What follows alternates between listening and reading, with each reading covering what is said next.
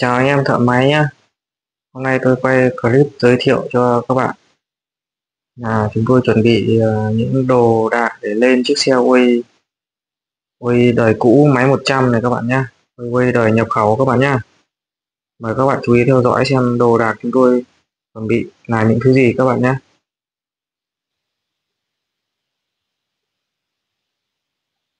Đây là toàn bộ cái đồ đồ đồ mà chúng tôi vừa mới đặt ở trên Honda về các bạn nhé.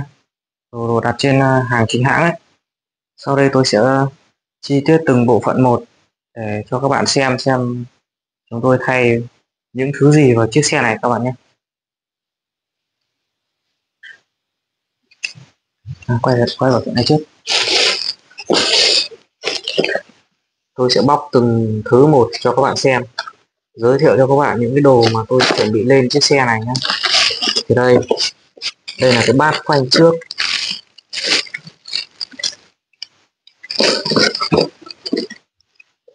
Hàng xịn Honda, có mã vạch hẳn hoi các bạn nhé, hàng xịn đấy.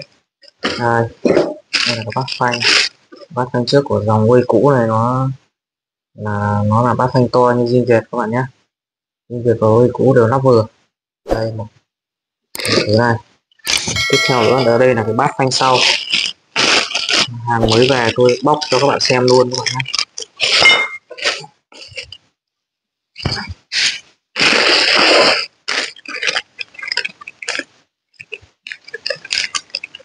Đây là cái bát phanh sau các bạn nhé.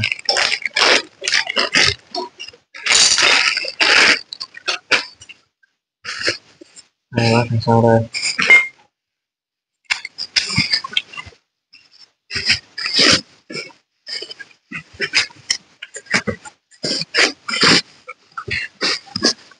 Bạn nào mà có nhu cầu làm xe mới hay dọn xe mới thì cứ liên hệ với tôi các bạn nhé. Trong kênh tôi có clip nhiều clip nó lên xe mới rồi. Đây bát phanh mới các bạn nhé, bát trước bát sau này. Đó. Tiếp theo đó là cái mai ơ trước này.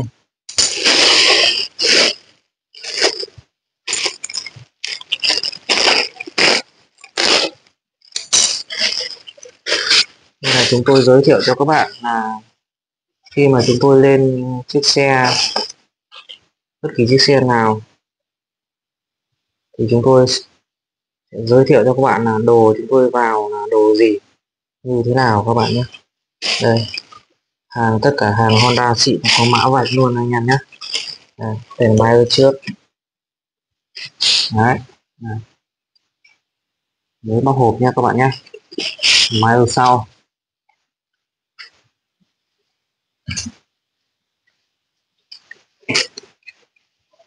đây nhé các bạn nhé, mai ơ sau đây.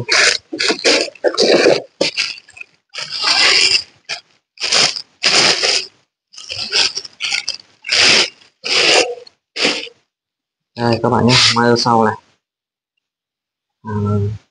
nguyên tem, có cả bi luôn nha anh em. Hàng này là nó có bi luôn. Đó, chuẩn luôn này. Đây mai ơ trước mai ơ sau này. Quay vào đây, quay vào đây nhé các bạn nhé. Cái xe này ngày trước là lắp đôi thục này, nó đôi giảm tốc tàu các bạn. Đôi giảm tốc tàu bây giờ chúng tôi bỏ nó đi và chỉ lắp vào cho những cái hàng xe nào thồ đèo thôi, chở thồ thôi nhé. Những cái hàng này nó không lắp lên xe này nó không đẹp, chúng tôi bỏ đi. Đây là cái đôi giảm sóc sau, là đôi giảm sóc vừa như tôi trình bày với các bạn. Cái giảm sóc đấy là giảm sóc tàu, còn đây nghĩa là hàng xịn. Đây các bạn nhé, hàng có mã vạch hoi. Đây một chiếc này, chiếc nữa đây.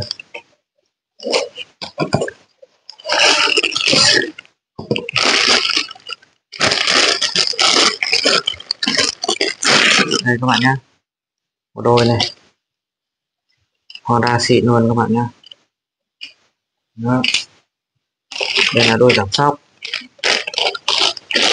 Đấy. Tiếp theo nữa các bạn đây, quay vào đây. Đây là toàn bộ ốc ở trên xe, chiếc xe Way này các bạn nhé. Đây là toàn bộ ốc này, là chúng tôi đi mạ lại các bạn nhé.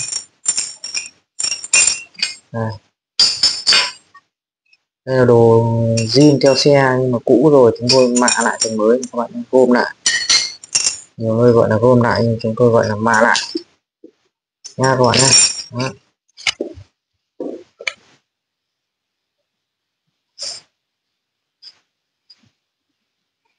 Tiếp theo nữa là đây, vành các bạn nhé, vành này, quay gần lên chữ đây. Cái hàng Honda nó ghi là Goshi như này nha các bạn nha. Đây vành trước này, đây là vành sau. Các bạn nhìn nhá, Goshi and White, hàng xịn noi nha các bạn nhé. Hai vành xịn này.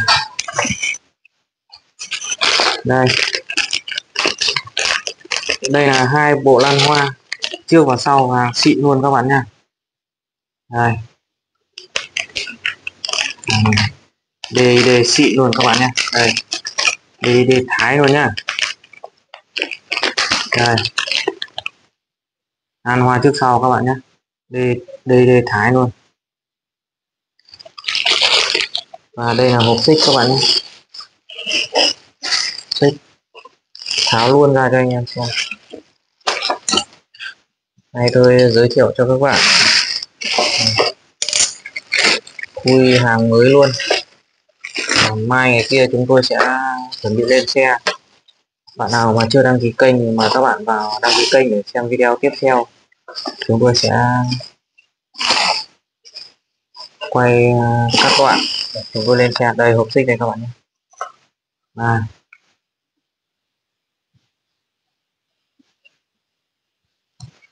Honda xịn luôn nha anh em nhá.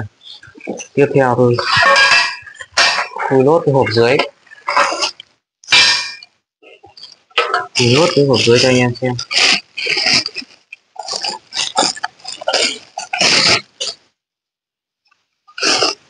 Đây, hộp dưới đây.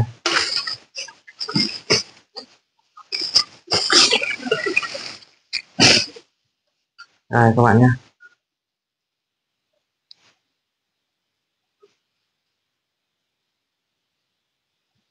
Đấy.